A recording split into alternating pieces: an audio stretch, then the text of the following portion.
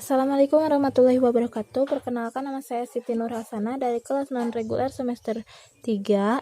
Ingin mereview jurnal yang telah saya baca dengan judul Kebijakan Hukum Pidana mengenai Rehabilitasi Psikososial Korban Tindak Pidana Terorisme dalam Sistem Peradilan Pidana, yang disusun oleh E. Prinamawati, Li Sulistiani, dan Agus Takaryawan dari Program Studi Magister Hukum Universitas Padjadjaran, dengan volume 5 nomor 2 Februari 2020 sampai Juli 2020. Jadi, salah satu esensi dari kemanusiaan adalah berkehidupan secara sosial atau bermasyarakat. Dalam dimensi sosial terdapat unsur saling interaksi dan mempengaruhi, baik yang bersifat positif maupun negatif. Perilaku mempengaruhi secara negatif dapat berupa dalam bentuk pemaksaan, ancaman, dan penggunaan kekerasan sebagai teror agar kemauan atau kehendaknya diperhatikan dan diindahkan. Teroris diletakkan pada seseorang atau kelompok yang melakukan perbuatan teror untuk menakuti dan mempengaruhi orang lain, kelompok atau suatu masyarakat agar mengikuti kemauannya.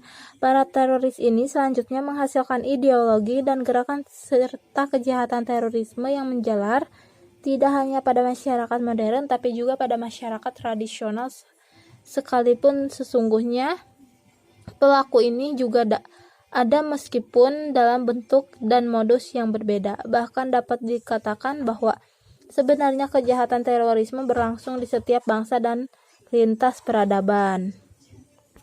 Rehabilitasi psikososial adalah semua bentuk pelayanan dan bantuan psikologis serta sosial yang ditunjukkan untuk membantu meringankan, melindungi, dan memulihkan kondisi fisik, psikologis, sosial, dan spiritual korban sehingga mampu menjalankan fungsi sosialnya kembali secara wajar. Antara lain, LPSK berupaya melakukan peningkatan kualitas hidup korban dengan melakukan kerjasama dengan instansi terkait yang berwenang berupa bantuan pemenuhan standar pangan, papan, bantuan memperoleh pekerjaan, atau bantuan kelangsungan pendidikan. Pemberian bantuan rehabilitasi psikososial dilakukan oleh lembaga yang menyelenggarakan urusan bidang perlindungan sanksi dan korban serta dapat bekerja sama dengan instansi atau lembaga terkait lembaga perlindungan sanksi dan korban. LPSK bekerja sama dengan pemerintah daerah, filantropi, lazisme, Kemensos, Kementerian Pendidikan, dan badan usaha pemilik negara atau BUMN. Salah satu bentuk perlindungan negara terhadap warga negaranya adalah dengan menggunakan peraturan perundang-undangan untuk membatasi perilaku warga negara dalam berbuat atau tidak berbuat sesuatu. Perlindungan hukum adalah pemberian pengayoman terhadap hak asasi manusia yang dirugikan orang lain, dan perlindungan itu diberikan kepada masyarakat agar dapat menikmati semua hak-hak yang diberikan oleh hukum. Terorisme sebagai kejahatan multidimensional seringkali dipandang hanya dari perspektif pelaku, motif tindakan, dan cara penanggulangan. Sangat sedikit sekali terorisme yang ditinjau dari perspektif korban. Minimnya perhatian terhadap korban terorisme merupakan dampak dari kelalaian atau ketidakmampuan suatu negara dalam memberikan perlindungan dan pemenuhan hak-hak korban terorisme. Korban serangan terorisme mengalami fenomena anonimitas yang mana semua anggota masyarakat dapat menjadi korban terorisme secara acak. Masyarakat yang menjadi korban tindak terorisme seakan tidak ada yang memperhatikan, bahkan oleh negara sekalipun. Hal tersebut menjadikan korban menjadi subjek yang tidak penting dalam rangkaian tindakan pemberantasan terorisme di Indonesia, karena fokus serta perhatian pemerintah dan para pembuat kebijakan hanya pada pelaku terorisme. Sehubungan hal tersebut, maka tentunya seorang saksi dan korban perlu mendapatkan perlakuan dan hak-hak khusus, karena mengingat keterangan yang disampaikan dapat mengancam keselamatan dirinya sebagai seorang saksi. Tanpa adanya pengaturan yang tegas dan jaminan keamanan bagi seorang saksi, maka seseorang akan merasa takut untuk menjadi seorang saksi. Padahal keberadaan seorang korban dalam mengungkap suatu tindak pidana sangatlah penting. Seorang korban berhak memperoleh perlindungan atas keamanan pribadinya dari ancaman fisik maupun psikologis dari orang lain berkenaan dengan kesaksian yang akan, tengah, atau lebih diberikannya atas suatu tindak pidana. Berdasarkan uraian tersebut, permasalahan dapat diidentifikasi sebagai berikut.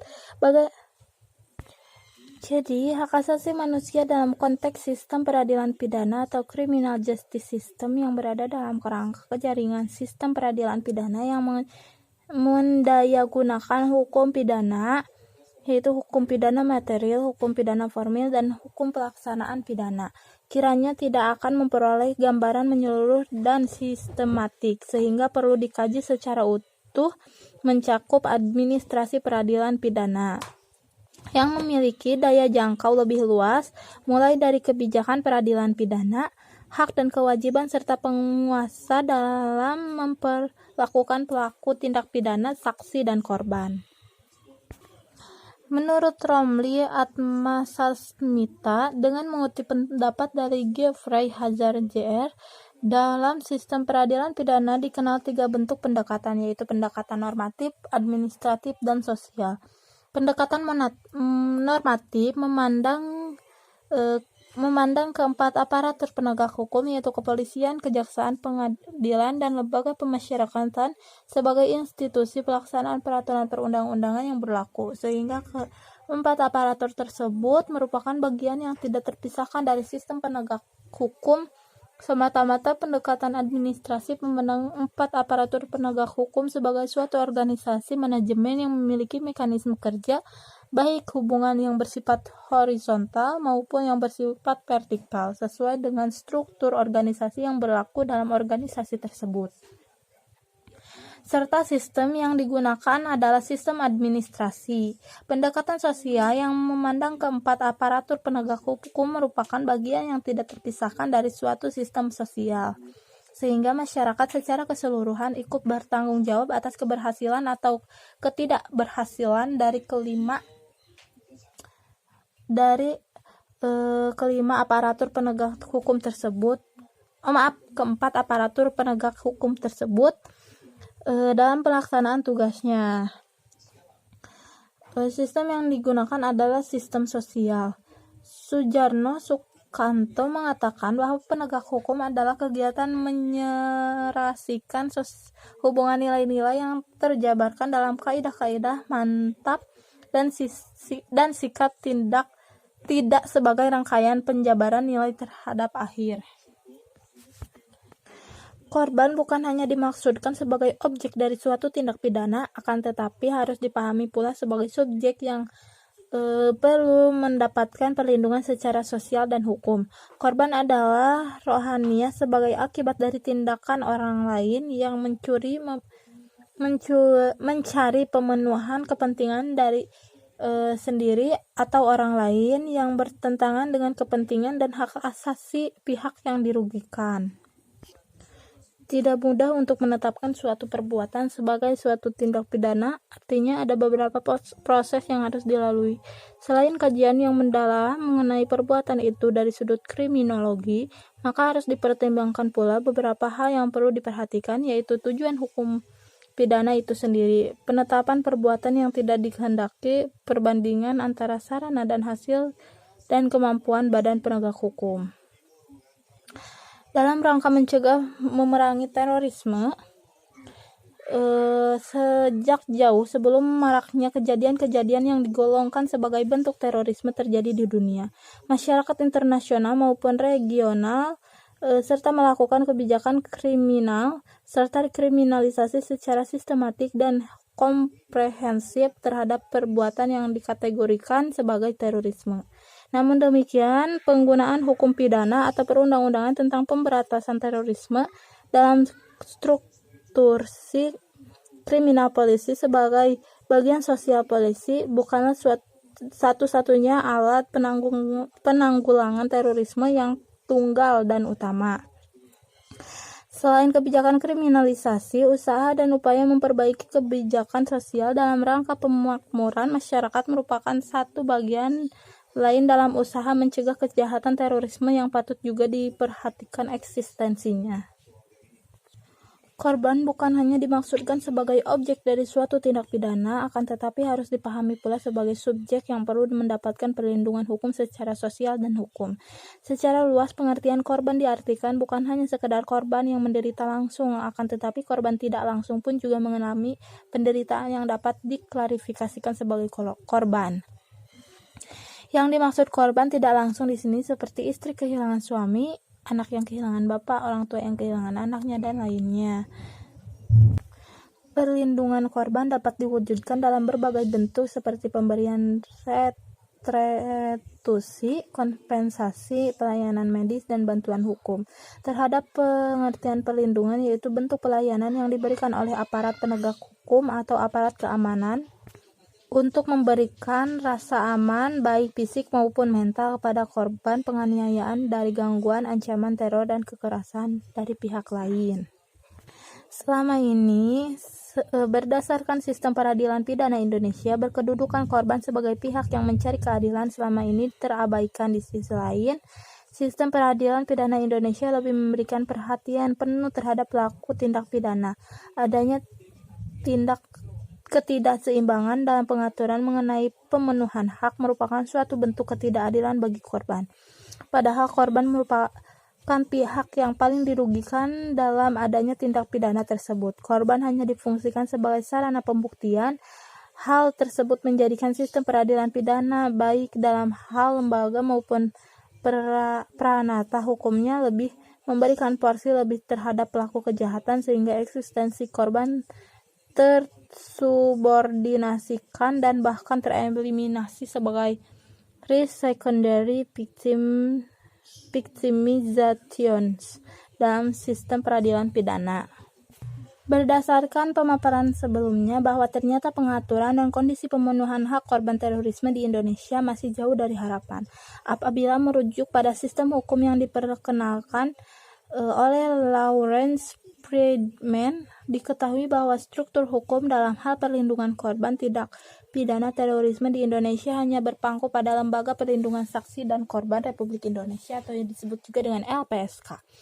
Adapun kewenangan LPSK hanya sebatas pada pemenuhan hak prosedural, hak pelayanan medis, dan hak pendapatan pelayanan psikologis dan psikososial. Undang-Undang Nomor 15 Tahun 2003 dan Undang-Undang LPSK yang mana mengatur mengenai hak serta perlindungan korban tindak pidana secara umum. Kemudian secara khusus untuk tindak pidana tertentu, salah satu korban tindak pidana terorisme ditambah beberapa hak khusus yaitu hak mendapatkan pelayanan medis, hak untuk mendapatkan pelayanan psikososial dan psikologi. Adapun dalam rangka pemberian pelayanan medis, psikososial dan psikologi, LPSK sebagai lembaga yang bertanggung jawab atas perlindungan korban tindak pidana terorisme dapat melakukan peningkatan kerjasama dan koordinasi dengan institusi terkait. Sampai saat ini LPSK hanya bekerja sama dengan aparat penegak hukum lain seperti kepolisian, kejaksaan, dan Badan Nasional Penanggulangan Terorisme. Pasca berlakunya Undang-Undang LPSK tahun 2014, terlihat bahwa kerjasama dengan kepolisian serta kejaksaan sudah menunjukkan perbaikan koordinasi, yang mana dapat diketahui dengan adanya surat edaran Jaksa Agung tentang pencantuman hak kompensasi dalam surat dakwaan yang telah mendapatkan perhitungan nilai dari LPSK. Namun koordinasi LPSK dengan BNPT sebagai koordinator penanggulangan tindak pidana terorisme masih cukup jauh dari kata baik. Hal tersebut diketahui bahwa terjadi tumpang tindih kewenangan dalam memberikan perlindungan hak korban tindak pidana terorisme antara BNPT dan LPSK. Selain itu, LPSK juga bekerja sama dengan rumah sakit di seluruh Indonesia dalam rangka pemenuhan pelayanan medis.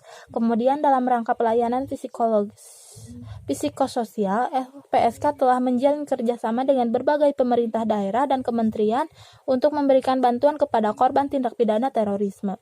Namun di sisi lain, LPSK belum membangun kerjasama dengan lembaga swadaya masyarakat atau non-government organization. Padahal di beberapa kesempatan NGO ini melakukan pendampingan psikososial dan psikologi terhadap kelompok-kelompok korban tindak pidana terorisme. Kerjasama berupa pertukaran informasi, bantuan hibah, dan berbagai macam bentuk kerjasama lainnya yang dapat dipertanggungjawabkan hasilnya tentu dapat mengurangi beban kerja LPSK dalam memberikan pelayanan psikososial dan psikologis bagi korban tindak pidana terorisme. Mungkin sekian yang dapat saya sampaikan. Mohon maaf bila ada kesalahan. Wassalamualaikum warahmatullahi wabarakatuh.